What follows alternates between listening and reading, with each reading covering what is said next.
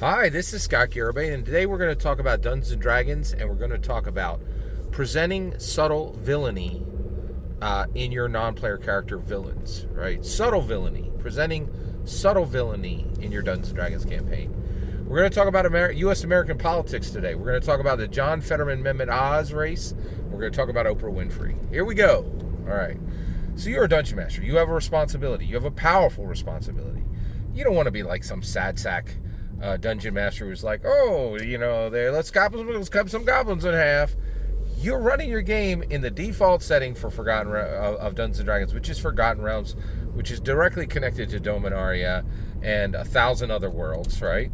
And you need to put some hot sauce on the taco. You want this to ring true, right? You don't want it to ring as shallow or false, right? Well, the politics of Forgotten Realms are outrageously complicated, right? You have just what's in the essentials box. Just what's in the essentials box, right? All right. If you don't even need to go past the essentials box to hit incredible complexity in politics, right? In Dungeons and Dragons, you got Lord Daggeralt Neverember in Neverwinter in Neverwinter, right? You got Harbin Wester, just small town, average Joe trying to keep his town together in Phandalin, right between Neverwinter and Waterdeep. And up in Waterdeep, you got a 300-year-old elf wizard lady who is the open lord dealing with masked lords, right? Like literally where the politicians hide their faces. Like talk about an allegory for our times. Like politicians wearing masks. Holy cows! Like come on. Like could you make it a little more subtle? Chris Perkins. Wow. Like so basically this morning I woke up and Twitter immediate, I go to Twitter because Twitter matters. That's where the most important conversations in the world are happening right now, right? And so I go into Twitter and they're like, Oprah Winfrey just endorsed John Fetterman. And I was like, wait, I'm like, please, man. I thought you were going to get the bots off this Twitter, right? I couldn't believe it. I could not. Washington Post reported it. It's real. I'm like, are you kidding me? Right. So Oprah Winfrey woke up on the East Coast and said, you know what I need to get involved in today? West Coast Pennsylvania Senate races. Hollywood's like, oh yeah, your Pennsylvania Senate race is our business. Thank you, Oprah Winfrey, for telling me who to vote for. And what standing do you have? What do you know about Pennsylvania politics? And get this. Ironically, I will be voting for exactly who she recommended. I will be voting for John Fetterman, right, on November 8th, okay? Why on earth am I going to vote for a man who had a stroke and clearly does not have the ability, clearly, in my humble opinion, does not even remotely have the ability to do the job of a senator, right? But here's why. Because Mehmet Oz is the most subtle villain, is taking the act. He's a subtle villain. I'm going to say it flat out. Mehmet Oz, in my humble opinion, is a subtle villain. And you better put your Dungeon Master hat on and you better start watching, okay, the Pennsylvania Senate rate, no matter where you live on this planet, if you are a Dungeon Master. And the reason why is Dr. Mehmet Oz is putting on a master class in how to villain it up, okay? So I have never in my life felt worse about my vote than voting for John Fetterman, okay? I'm voting for John. He does not espouse what I believe in, right? He stands for everything I stand against, okay? So why on earth am I voting for him, right?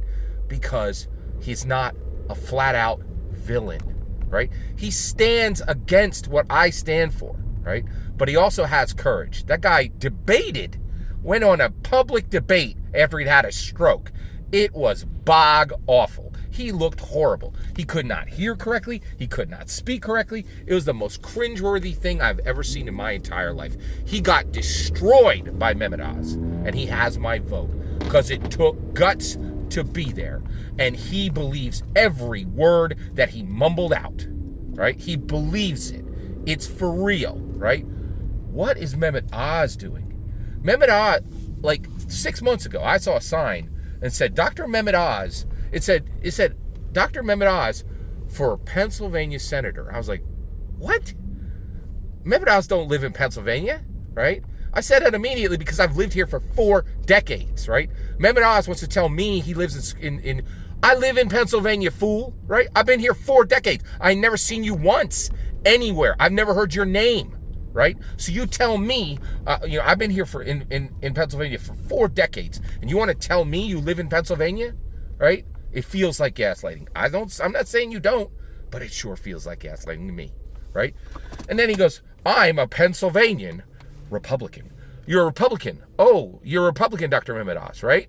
Yeah. Is that why you've been in Hollywood for 2 decades and espoused every single value of the Hollywood playbook? Every single one? Is that why everybody said, Trump endorsed you? Why? You're clearly a Democrat. Like, you're a dyed-in-the-wool, every single check straight out of the Democrat playbook, Democrat. And the reason why is there ain't no Republicans in Hollywood. None. Right? Like, Reagan's dead. Come on. Right? So here's the issue. You want to present a subtle villain in Dungeons & Dragons? Mehmet Oz has not done a single thing outright that looks like villainy. Right? Like, Fetterman clearly said, 2 years ago, I stand against fracking. Now he's saying, I stand for fracking. That seems like a 100% flip-flop, right? That seems like it's a problem. But you know what really worries me? Is when the base questions of what you are, the math don't add. I can tell you right now, in my humble opinion, Dr. Oz has never spent 5 minutes in Philadelphia in Pennsylvania, before he decided to run for Senate. And I can tell you he did not give one rat's for it, because we never heard his name here, right? And I can tell you every Pennsylvanian was shocked, right, to find out Dr. Mehmet Oz lived in Pennsylvania. Oh, is that correct? Can you tell any of us here? Can you present a single Pennsylvanian who's like, yeah, he cuts his shrubs short? Can you show anyone, right? And the reality is, you're not a Pennsylvanian, in my humble opinion, right? Just like you ain't a Republican. So if you show up and the first base questions, I'm running for senator as your Pennsylvanian Republican senator, but you ain't a Pennsylvanian, in my humble opinion, and you ain't a Republican, in my humble opinion, then that means you hiding what you are. So there is a reason Dr. Mehmet Oz wants to be a Pennsylvanian senator. And I can tell you right now, it certainly ain't to help a single Pennsylvanian. So what would it be? And I can tell you right now, I'm a student of Gary Gygax. Good, neutral, evil. That sucker is here. His reason is evil. If you have to hide something, it's evil. And in my humble opinion, Dr. Mehmet Oz is evil. And that's how you get me very excited to vote for a stroke victim for senator of U.S. Pennsylvania and be just fine with it, right? Because I'd rather vote for a gentleman who cannot hear and cannot speak clearly to be a politician than I would for somebody who's in the flat-out evil bracket of alignment. And I'm telling you right now, Mehmet Oz is hiding the reason he wants to be a Pennsylvanian Republican senator, because it sure as heck ain't to help a single Pennsylvanian here. Because I can tell you that dude did not give one lick for Pennsylvania before he showed up to run for senator. We've seen this before. You know where this happened before? Oh, yes, of course. My name is Hillary Clinton. I'm going to be a senator in New York because I lived here. Yeah. People from Pennsylvania know who live here. I can tell you right now, Mehmet Oz, in my humble opinion, never lived here, ever, right? And that fool ain't never been a Republican. You don't come from West Coast Hollywood elite, West Coast Hollywood elite, and suddenly you're a Republican. Thank you very much. Next. Subtle villainy. If you want to see how it's done at top tier, watch Dr. Mehmet Oz. That dude is planning something. And it ain't in the good bracket, and ain't in the neutral bracket. It is in the evil bracket, in my humble opinion. Pay attention. You will never get a better masterclass on how to run villains than watching the 2022 midterms right now. All that's my humble opinion. I'm eager to hear yours. Who do you think, who would you vote for if you lived in Pennsylvania? Oz or Fetterman, and why? Has Dungeons & Dragons given you, is Dungeons & Dragons clarifying 2022 midterm voting choices for you? It is for me. I'd love to hear your thoughts. Let me know in the comments below. Please consider liking and subscribing, and have a wonderful millennium.